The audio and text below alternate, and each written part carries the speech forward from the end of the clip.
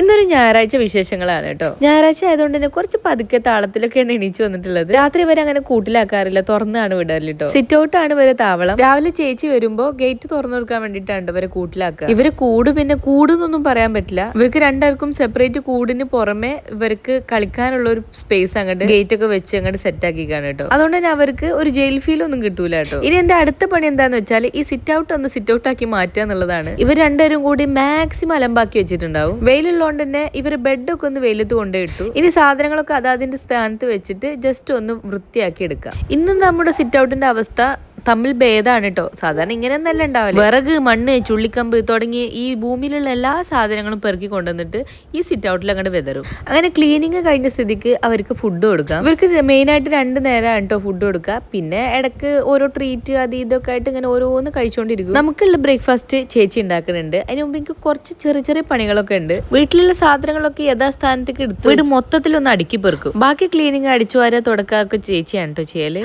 അങ്ങനെ മൊത്തത്തിൽ ഓർഗനൈസ് ചെയ്യുന്നതിന്റെ ഇടയിൽ കുറെ സ്നാക്സ് ഇന്നലെ കൊണ്ടുവച്ചതാണ് കേട്ടോ സുജി. അപ്പൊ പിന്നെ പഴയ സ്നാക്കുകളൊക്കെ ഒന്ന് ഒഴിച്ച് വൃത്തിയാക്കി പുതിയതൊക്കെ ഒന്ന് ഫില്ല് ചെയ്ത് വെച്ചു കേട്ടോ. ഇന്ന് ബ്രേക്ക്ഫാസ്റ്റ് ആയിട്ട് നല്ല ചപ്പാത്തി, നല്ല ചിക്കൻ കറി ഒക്കെ ആയിരുന്നു കേട്ടോ. അത് കഴിച്ചുകൊണ്ടിരിക്കുന്നതിന്റെ ഇടയിലാണ് മക്കളൊക്കെ എണീച്ചു വന്നത്. ഇന്നലെ മക്കളും മമ്മിയൊക്കെ കൂടിയിട്ട് മാംഗോ ജ്യൂസ് ഒക്കെ അടിച്ച് ഐസ് ആക്കാൻ വേണ്ടി വെച്ചതേനു. രാവിലെ എണീച്ച പാടെ പല്ലും കൂടി തേക്കാതെ ഈ ഐസ് എന്തായി നോക്കാനാണ് കേട്ടോ മക്കള് വന്നിട്ടുള്ളത്. ഇവിടെ ഉണ്ടായിരുന്ന ഐസ് മോൾഡ് ഒക്കെ കേടായി പോയി എന്ന് പറഞ്ഞിട്ട് പുതിയ ഐസ് മോൾഡ് ഒക്കെ വാങ്ങിപ്പിച്ചതാണ് കേട്ടോ.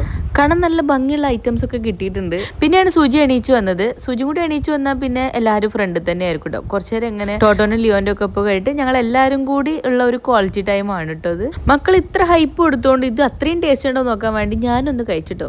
കുഴപ്പമില്ല. അതിന്റെ ടേസ്റ്റിനേക്കാളും അവർക്ക് അത് ഉണ്ടാക്കുന്നതിന്റെ എക്സൈറ്റ്മെന്റ് ആണ് കേട്ടോ. ഇന്ന് സൺഡേ ആയിട്ടും പുറത്തൊന്നും പോവാണ്ട് വീട്ടിനകത്ത് ഇരുന്ന് OTT-ലുള്ള എല്ലാ മൂവിയും കണ്ടോളാന്ന് ആർക്കും നീർച്ച ചെയ്ത പോലെ ആയിരുന്നു ഞങ്ങൾ. ഏകദേശം ഞാനും സുജിയും കൂടി 2-3 സിനിമ കണ്ടിട്ടുന്നത്. പുറത്തൊക്കെ പോയി ഒരു ഫുഡ് കഴിക്കണം എന്നൊക്കെ ഉണ്ടായിരുന്നു. അതിനുള്ള ഒരു വൈബ് കിട്ടാത്തതുകൊണ്ട് ഇങ്ങോട്ടേക്ക് നല്ല ബട്ടൂരൊക്കെ ഓർഡർ ചെയ്ത് ഞങ്ങൾ കഴിച്ചു കേട്ടോ. ബട്ടൂരക്ക് നല്ല ലിവർ ഫ്രൈയും വാങ്ങിയിട്ടുണ്ടായിരുന്നു. ഈവനിങ് ആയപ്പോൾ കണ്ണിനൊന്ന് റെസ്റ്റ് കൊടുക്കാൻ വേണ്ടിയിട്ട്, അതായത് സിനിമ കണ്ട് ഉള്ള ആ കണ്ണിനൊന്ന് റെസ്റ്റ് കൊടുക്കാൻ വേണ്ടിയിട്ട് കുറച്ചു നേരം മുറ്റത്തൊന്നും ഉലാത്തി. പിന്നെ ഉറങ്ങണേന് മുന്നേ വേറെ ഒരു സിനിമ കൂടി കണ്ടിട്ടാണ് കേട്ടോ ഞങ്ങൾ കിടന്നുറങ്ങിയത്. അങ്ങനെ ഒരു മടി പിടിച്ച ഒരു സൺഡേ ഇവിടെ തീർന്നു കേട്ടോ.